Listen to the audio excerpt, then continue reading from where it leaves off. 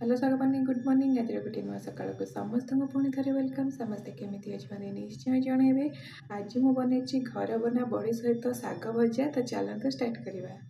तो सांग मैंने आज गोटे नुआ और फ्रेश वीडियो को समस्त को वेलकम। तो जमी कि मुझे आज घर बना बड़ी सहित शाग भजा बनवा बहुत ही टेस्टी लगे खावाई। आपण मैंने भी तो निश्चय बनई कौ मैंने बनई मत निश्चय कमेंट करके जनइबे। तो घर बड़ा बनीटा घर बना होता बड़ीटा खावाई बहुत ही टेस्टी लगे और बहुत बढ़िया बास्ना हुए। तो से मु आज शागर बड़ी टे पकई बड़ीटा पकड़ापी प्रथम आम बड़ीटा को तेल टे भल से रोस्ट कर फ्राए करदे। देखो मोर बड़ीटा ऑलरेडी रेड रेड हो गला भल से भाजी हो सारापर आम फुटण करवा। तो सांग मैंने आपण मैंने कौटू देखुं निश्चय जनइबे और भल लगे कमेंट गोटे निहाती भाव में करेंगे और लाइक शेयर सब्सक्राइब करने को जमार भूलें। तो देखो मोर बड़ी गुड़ाक भल से फ्राए हो गला। एथर आम आउ टे तेल देकी जीरा टे और सोरिष टे पकईदे।